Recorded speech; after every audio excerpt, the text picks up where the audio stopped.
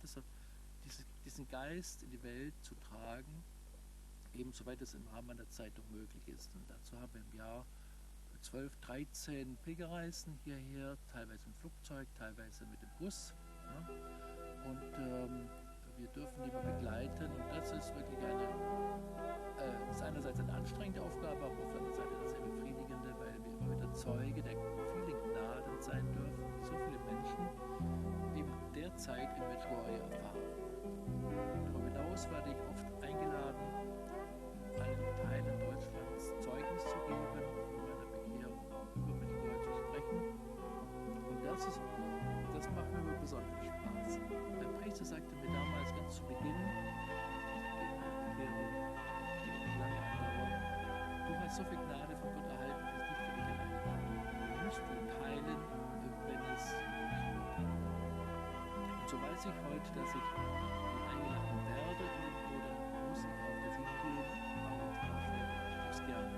Ich tue es gerne, wenn ich habe es ja auch nur geschenkt bekommen, keiner weiß verdient.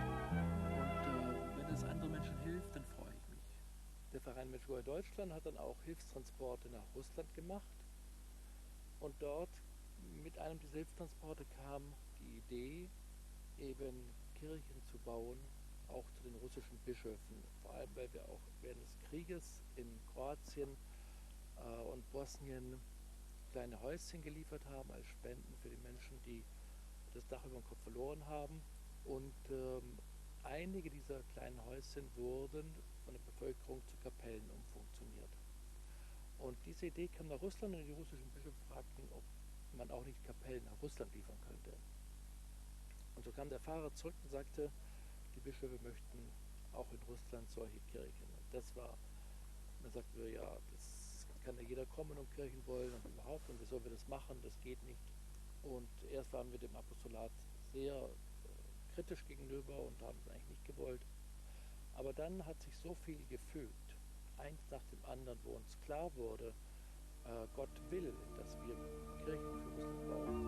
Und so begannen wir dann, jetzt genau vor 10 Jahren, dass wir diesen Verein Kirchen für den Osten gegründet haben, mit Hilfe und Unterstützung von einem Mavis, Hilfswerk für den Osten der Deutschen Bischofskonferenz.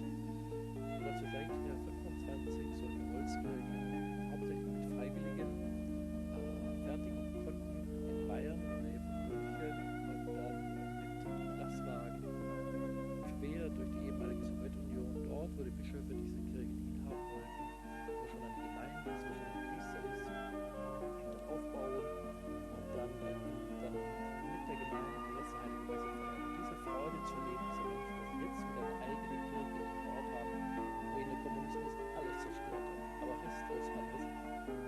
Das hat uns gezeigt, wie wertvoll und schön dieses Apostolat ist, und vor allem freue ich mich, dass ich das meistern durfte, weil mein Beruf als Bauingenieur, ich immer dachte, den Gott kann sowas gar nicht gebrauchen.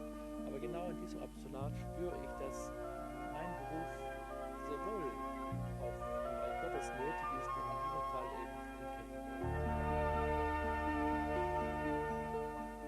Gott geborgen zu sein und damit den Frieden in sich zu haben, ist ein großes Geschenk. Und heute spüre ich eigentlich immer mehr, dass ich beginne, auf festem Grund zu stehen, indem ich versuche, nach dem Evangelium zu leben, aber das gelingt mir so selten. Und dass mein Leben ein Ziel hat, das nicht in irdischen Dingen besteht, sondern das Ziel das ist, worauf die Menschen überhaupt geschaffen sind, nämlich auf Gott und auf die Ewigkeit hin. Und dafür, meine ich, interessiert sich alles, und ich versuche mich dafür einzusetzen, wo ich eben kann. Und dann beginnt das Leben einfach eine ganz andere Dimension zu bekommen, als vielleicht vorher, wo mir mehr oder weniger eigentlich nur die weltlichen Dinge wichtig waren. Jetzt in die Ewigkeit hinein, und das ist eine Freude, einmal beim Herrn zu sein.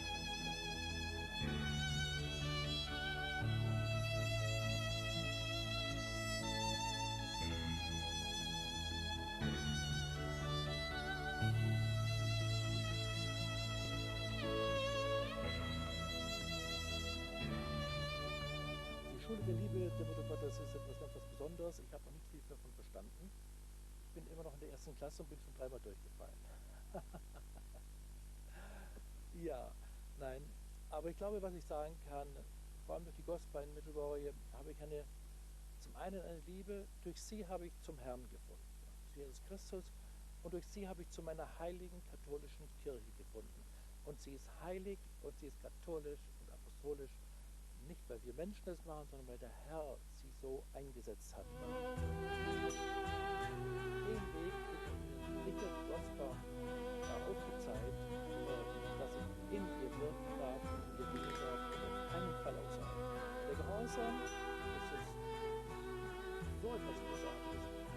Seit ich erfahren und lernen darf, nur wenn ich innerlich frei bin, kann ich gehorsam sein. Dieser Gehorsam ist so etwas Großartiges. Aber der Herr am Kreuz war gehorsam bis zum Tod. Und ich glaube, wer nicht einmal den Tod am Kreuz gestorben ist, hat nicht. Und das habe ich lernen dürfen durch die Gottes und Gospel. Und dafür bin ich so unendlich dankbar. Ich bin Herrn so dankbar. Aber heute bin ich mir so dankbar, weil ich spüre, dass das Leben auf festeren Füßen steht. Und dieses Leben beginne zu bestimmen, das eigentliche Leben mit Gott. Ich spüre, dass mein Leben anders geworden ist.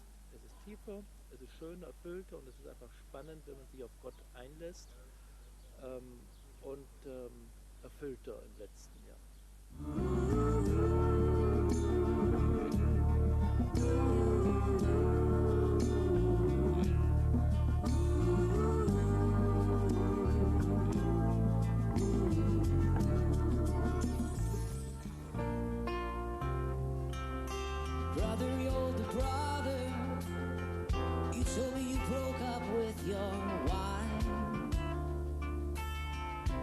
So much suffering in your life.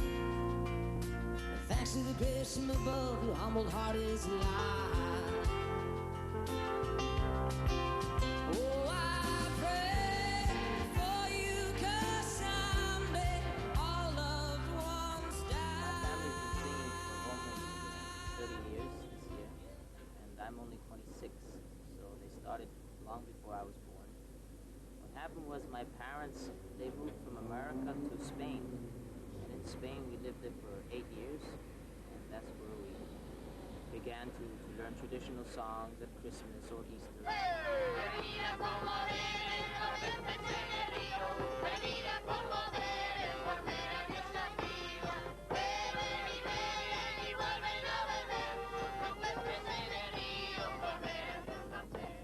And what happened in Rome was that my father was showing us the Vatican and St. Peter's Square, and some people, they just, some robbers stole everything that was in the car. So all was left was the passports and the instruments. So we took out the instruments and started singing on the street, and people threw a bunch of money. And at the end of the day, my father had this jar full of money, and he said, "Kids, our life has changed." Then we went to Austria, to Ireland, to Germany, and we had the first record contract in Germany in 1970. Then my mother got sick in 1982, she died.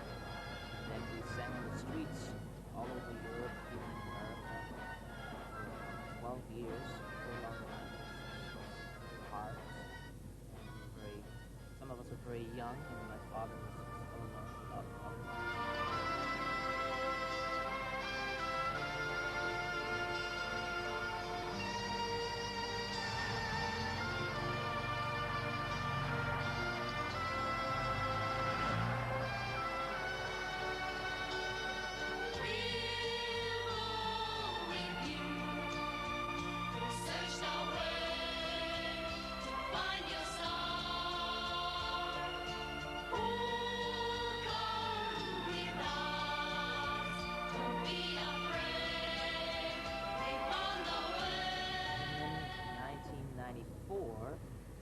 That's when we had a very big success with an album called Over the Hump. And this album sold 4.5 million copies. And since then we've been very popular in most countries in Europe and in South Africa and in China. And now this year we're going to Mongolia. So it's been a very big, amazing story to look back at. But what happened was around, let's say 1996, 97, and we were having so much success that we sort of forgot about prayer, about going to church, and he wasn't practicing anymore. That's when the three problems start, inside the family, internal family, conflict, unhappiness, and health problems. So that's when things, started to look not so good.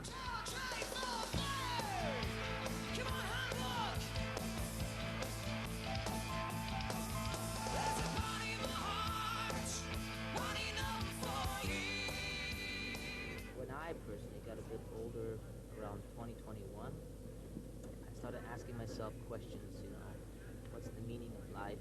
What am I doing here? Where do I go when I die? Just philosophical questions.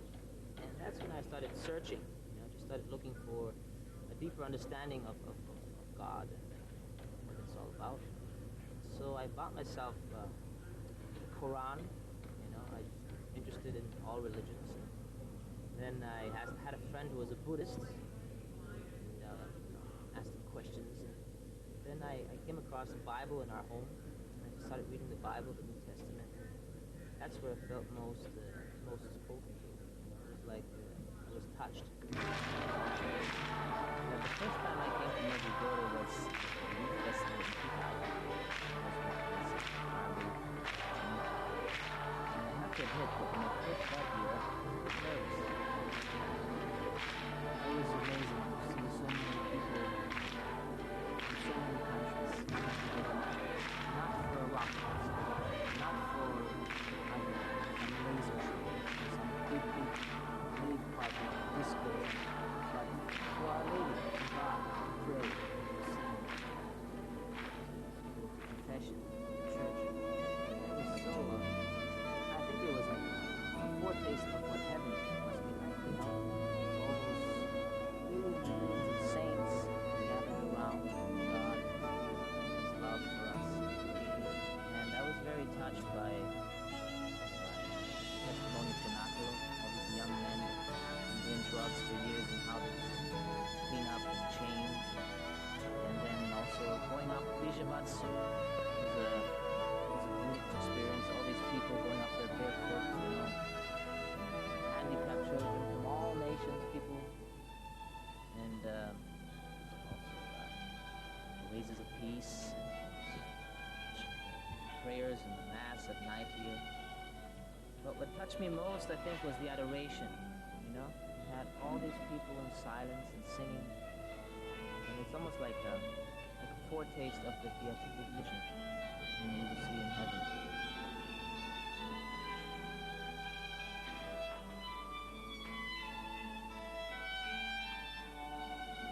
Very, very deep peace I experienced there. It's peace that I couldn't buy with money or with fame or anything. So I realized that it became very clear to me that God was not only existing, but he's personally accessible. So this is when I began to pray. I bought a rosary. I still have it today.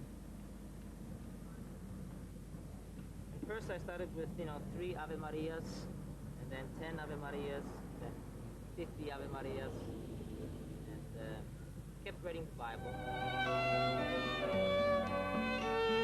think what I felt in my heart the first time in 2000 when I was here was that God is very, very close to every one of us individually.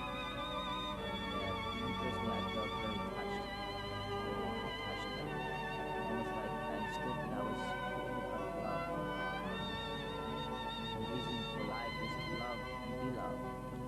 And so this really gave me a lot of hope and a lot of answers to my questions. Why do I exist? What's the meaning of life? So that's what happened when I came to Medjugorje the first time.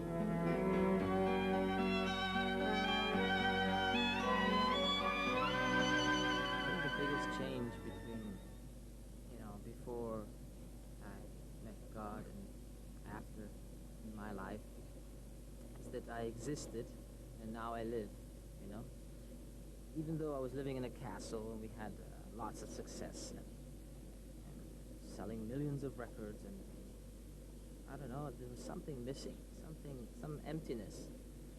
And I think it's understandable why so many young people, maybe take drugs or drink and do all kinds of things to fill this emptiness. But the only one who can fill it is God. And that's what I understood. Began to open my heart to let me discover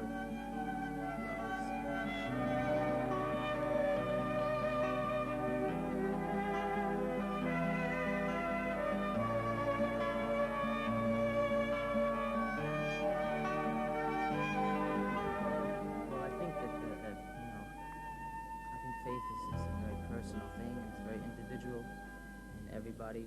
But there has been a change in the whole family, I think, in the last few years, because I think we all realize that success or money or fame is not going to make you necessarily happy. Doesn't mean it's bad if it's done for the right reasons. But now that we are more practicing than before, we do think about certain magazines or TV shows that want to have us, which maybe are not so morally good. We think, do we go there? Do we not go there? And we also write maybe more spiritual songs, more religious songs, which are maybe more like prayers than songs. And so there has been many changes individually and in the family as a whole through Medjugorje and through the messages that we try to live. Had to unlock the door, so search for the key. What I found was Our Lady of Medjugorje, saint to pray. Pray, pray, pray, pray, pray, pray for a happier day. Oh, come on and pray, pray, pray, pray, pray, pray, pray. The Lord will show you the way.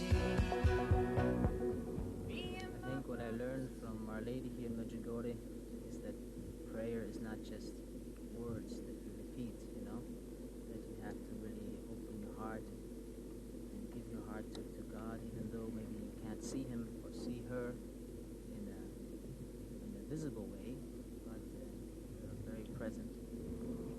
I think what I learned in Medjugorje was a way to live my faith in the music business that I'm in with my family, because you see a lot of bands, a lot of people in the music business are into drugs or into alcohol. It's very sad, so it's difficult to stay true and to stay honest and sincere, and so with the 5 main messages I was given a kind of a key how I could maintain my faith and grow in faith and still do the work in the music business. And those messages are prayer with the heart, which is the rosary daily, and then the Eucharist, going to Mass, and the Holy Bible every day, fasting and monthly confession. And those 5 stones, like Father Yozo says, they make it possible to fight Goliath and win.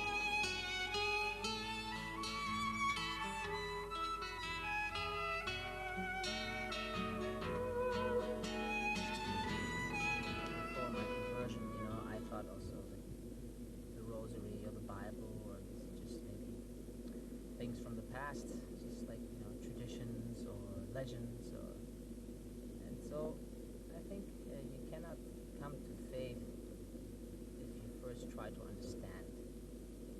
My friend says, first believe and then understand, and I think that's what you have to do, because every question that I get answered, 10 new questions come, so it's a lifelong search, and it's not all explainable. Like, I don't know, how can I explain this flower? Who can make a flower like this? If God doesn't exist, then I don't know who made this flower, And so it's the same with understanding God. How can we understand God if we can't even understand a flower? But to me, I understand people when they say, the Rosary or the Church or the Bible, this is all, passé, it's from the past. Because I was the same. I felt the same before I met God before, Our Lady helped me